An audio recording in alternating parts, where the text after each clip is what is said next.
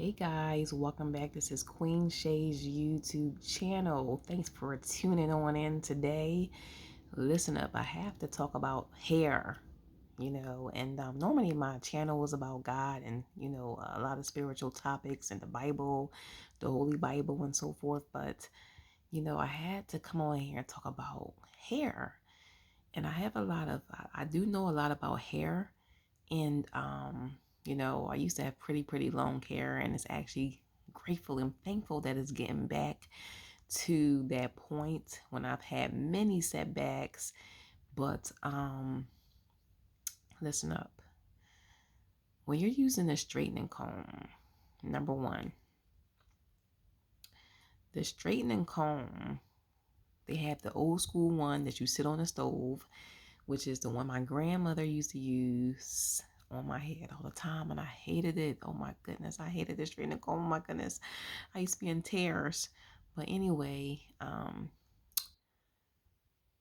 whether you're using the old school straightening comb or either the electric one, because they have that out now, it's used for your roots. It's not used for your whole hair. And when you're using on your whole hair, and when you're doing like a silk press or some type of, soft hairstyle or something, some people tend to use it on their whole hair and they, drag it on down to their ends, which is how you can get heat damage. That's not actually used to straighten out your whole hair. It's used for your roots. And a lot of stylists, I see, and I'm not trying to discredit any stylists, but a lot of stylists say I don't, do the double press or the triple press, but I see they'll use the the straighten the comb on the roots and then drag that down, and then they'll grab the bumpers. You know what you call them, flat irons. Yeah, they'll grab the flat irons and they'll, roll it on down, and then they'll roll it on down again. And I'm like, about time they done rolled that down a third time, that person has got to have heat damage. If you are a naturalista like me, and you love your curls, and you're trying to sustain your curls, you're trying to, you know, preserve your curls, you want to go to someone who knows what they're doing, because there's a lot of stylists out here that are just about money, and the whole game has changed. I can go on and on about it. I'm sure you ladies can too. And, you're feel free to share your own experiences, but I've had a lot of bad experience. Thank God I have a hairdresser now who is wonderful. He knows what he's doing. I don't have to question anything. I sit in the chair confidently, and oh my goodness, it's just like basically I'm getting like a massage all day long when I'm in his chair. I'm not even lying, like literally. Can't wait to see him again. But anyway, it's just like a lot of stylists, they just, especially when you get in a wig, they want to sit there and charge you. They want to sit there and tell you, if you're not using my hair, you can't get in my chair.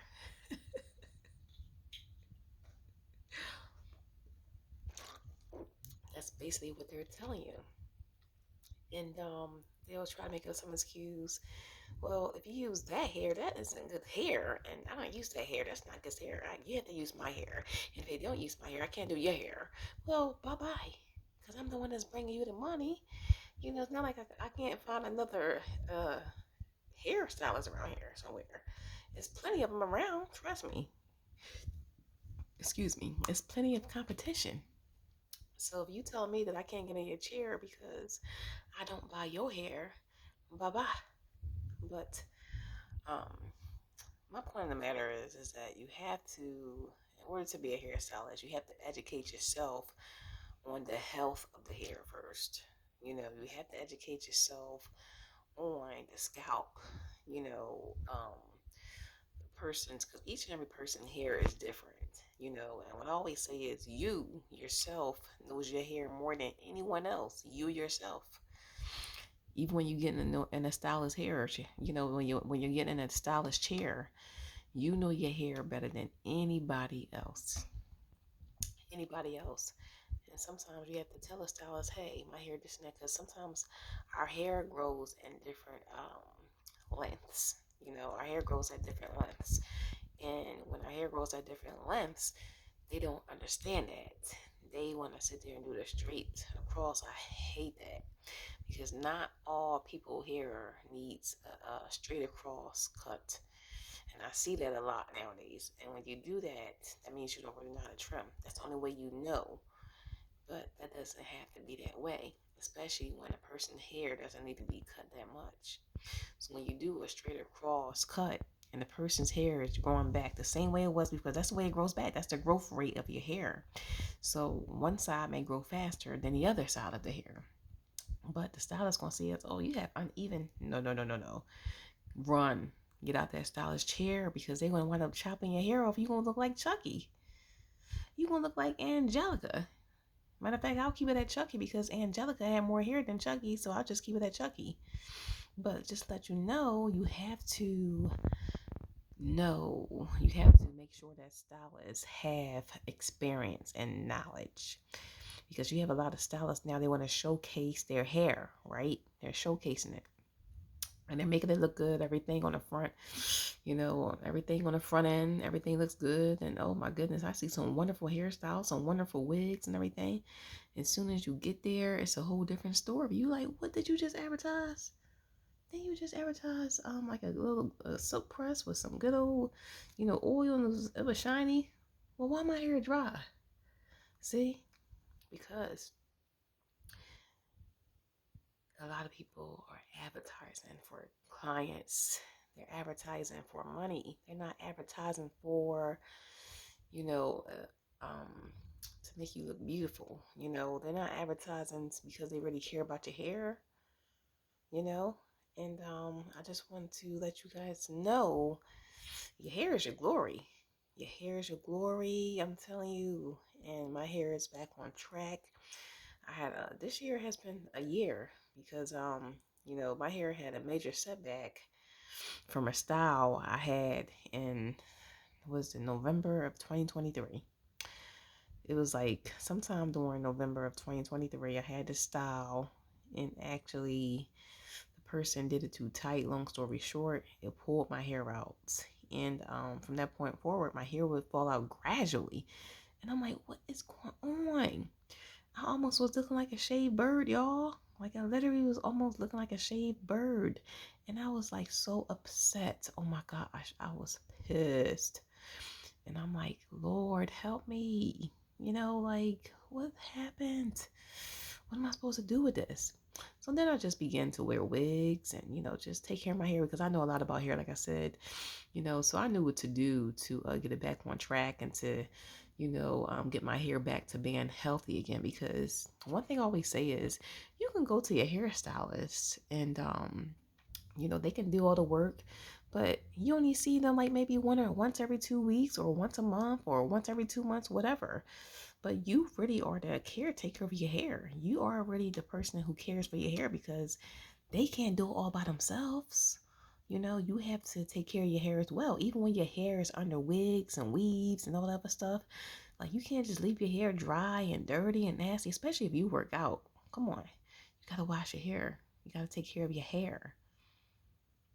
That's so important, and I'm serious. I'm serious because a lot of people, particularly, us black women, we have pretty hair. I've seen it. We have pretty hair.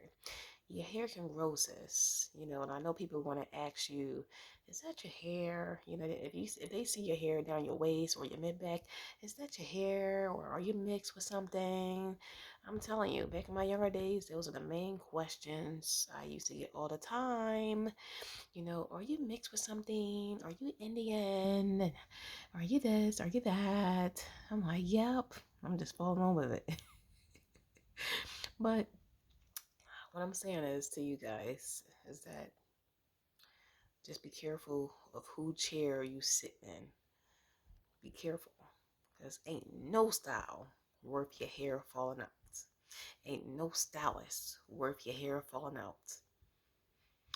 You need to check their background out. You need to look at some pictures of some other hairstyles they done done before you get booked with them, because they have a lot of requirements. You gotta pay $25 fee. You have to pay the $50 50% of your balance, before you sit in their chair. You can't be late. So just make sure they're not being late and they're on time. They're not eating their lunch and they're on the phone. They're being respectful of your time as well. Seriously. Because a lot of people got it backwards. They come in late, they're on the phone, kiki, and yeah, yeah, yeah, yeah. And they're just unprofessional. And this doesn't go for all, stylists. This is just for some stylists, maybe a lot of stylists, whatever way you want to put it, but just make sure. Excuse me, y'all. My voice is getting a little grumpy. But anyway, just make sure you are going to the right person. You're not going to the bird chopper. You're not going to the bird shaver. You're not going to the person who will pull your hair out. You're not going to the person who will pull your scalp. Your scalp is so important. It's your scalp that determines the overall health of your hair, because that's what your hair is growing out of, your scalp. So I'm all for health over length at any time, any day. It's health over length anytime during the day. It's health over length anytime. I'm telling you. Anytime and all the time. Anytime and all the time. Yes. So listen, I just want to let you guys know that your hair will grow. Thanks for tuning on into my channel. I appreciate you guys. And check out the link in my bio. I have some good stuff in there.